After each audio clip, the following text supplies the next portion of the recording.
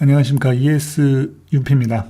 이번 강좌는 국공립 어린이집 위탁서류 작성법 강좌 중 소견 발표, PPT 잘하는 방법에 대한 강의를 할 거고, 주제는 PPT 절대 금지라는 주제를 가지고 강의를 진행을 하려고 합니다. 쉽게 말하면은 PPT 할 때 이런 거 절대 하지 마세요. 이거 하면은 감점입니다. 또는 저평가 받을 수 있다. 이 관점에서 강의를 진행을 하려고 합니다.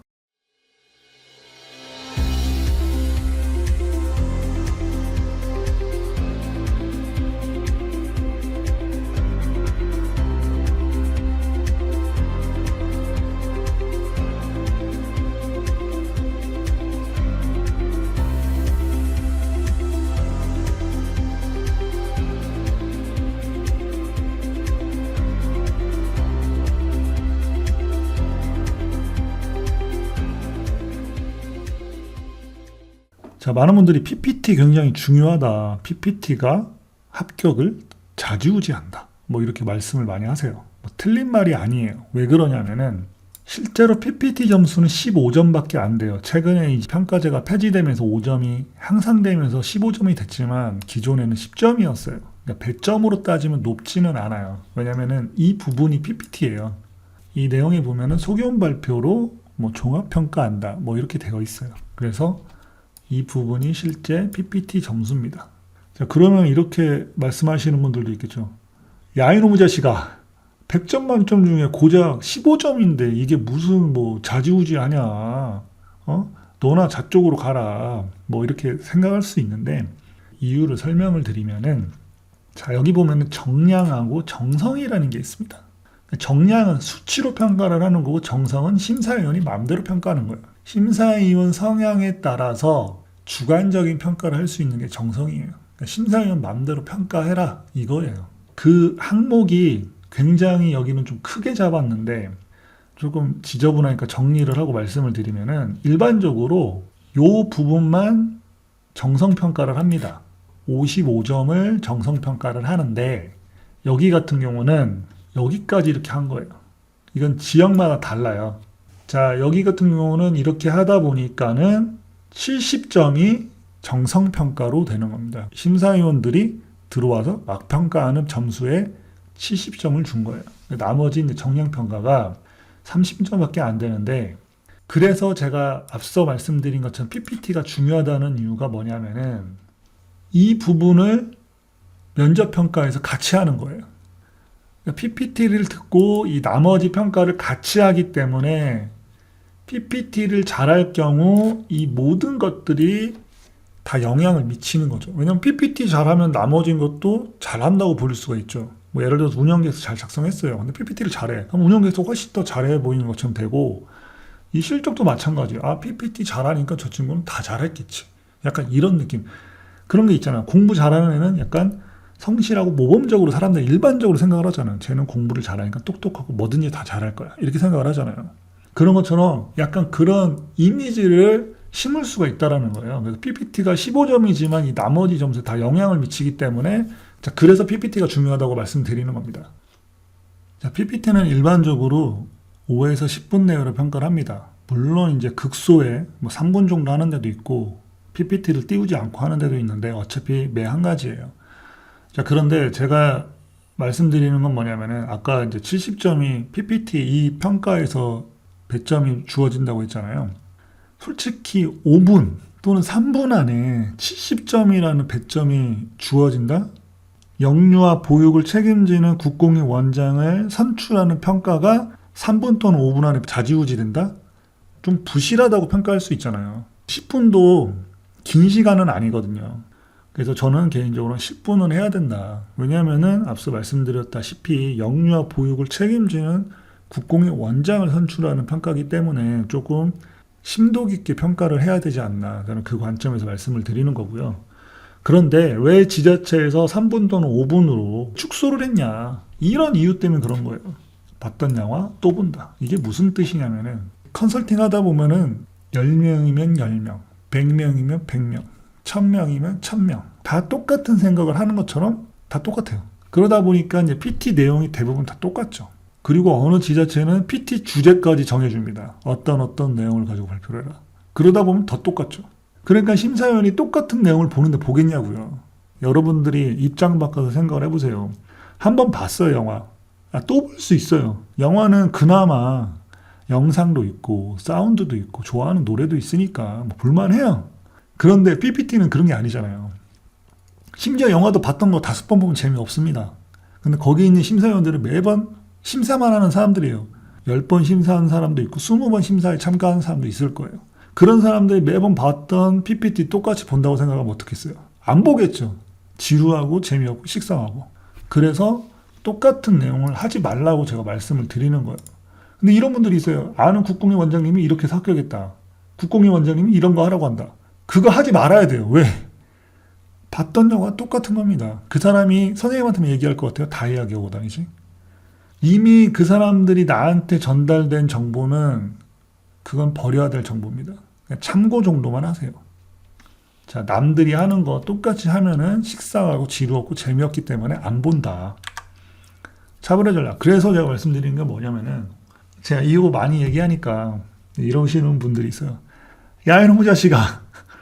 뭔 놈은 차별하냐. 뭐 차별화가 얼마나 있냐. 뭐 그놈은 맨날 차별화 하면서 차별화에 대해서 제대로 알려주지도 않으면서 왜 차별화를 얘기하냐. 저도 알려드리고 싶은데 앞서 말씀드렸다시피 제가 이렇게 또 여기서 얘기를 하면은 그걸 또 다 쓸 거 아닙니까? 그러다 보면 그게 차별화가 아니라 보편화가 되겠죠. 그래서 이제 말하는 게 좀 조심스럽고 앞서 말씀드린 것처럼 다른 원장님이 하지 않는 거 그리고 자신만의 장점 나는 이 부분을 좀 부각해서 해야겠다.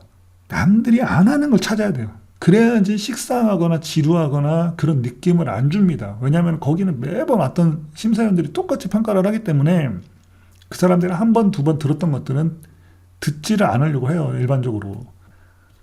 컨설팅 때문에 상담을 하다 보면은 그 원장님들만의 차별화가 있어요. 다른 사람들이 안 했던 것들을 해왔던 분들도 있고 그리고 자신만이 쌓아왔던 경력이나 뭐 역량 부분들이 출중하게 있어요. 근데 그런 거를 활용할 줄 너무 모르세요. 그런 부분들이 좀 답답한데 그런 차별화된 부분들을 찾아서 장점으로 활용을 해야 된다. 그래야지 승산이 있다. 자, 그 말씀을 드리는 거고 자, 포인트만 짚을 거예요. 뭐 구체적인 얘기는 안 할 겁니다. 제가 항상 얘기하는 게 PPT를 만들거나 운영계획서를 만들어서 국공립 원장한테 검토를 받거나 또는 주변 사람들하고 모여서 같이 돌려보는 그런 행위들을 하는데 PPT라는 건 아까 말씀드린 그 나만의 차별화 전략이 들어있어요. 근데 그거를 남들한테 이미 발표도 하기 전에 공개를 한다? 그러면 소문 다 납니다.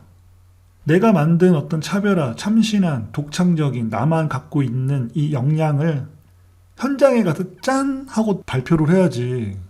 사람들한테 얘기하면 그 금방 퍼져요. 제가 깊이 얘기 안 해도 아실 거 아니에요. 없는 소문도 만들어내는 데가 이 바닥입니다.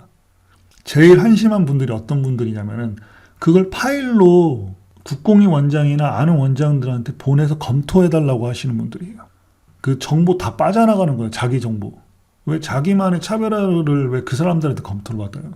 심사위원 하신 분들 10명만 붙잡고 얘기해보세요. 다 생각이 달라요. 아까 말씀드렸잖아요.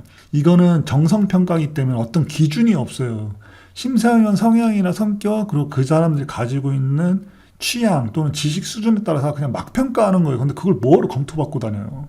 자기가 가서 그 사람들을 설득시키거나 이해시켜서 자기 사람으로 만드는 게 PPT인데 그걸 뭐하러 검토받아요? 검토받아봐야 의미가 없어요.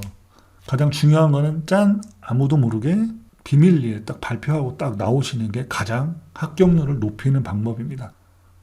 제가 이제 컨설팅에서 합격하신 분이 있는데 그분이 다른 분을 소개시켜 줬어요. 근데 그분이 저한테 연락 와서 하시는 말이 그거예요. 자기랑 굉장히 친한 분이었는데 국공이 준비하는 줄도 몰랐다. 그런데 어느 날 갑자기 나 합격해서 이렇게 연락이 오더라. 되게 서운했다라는 거예요.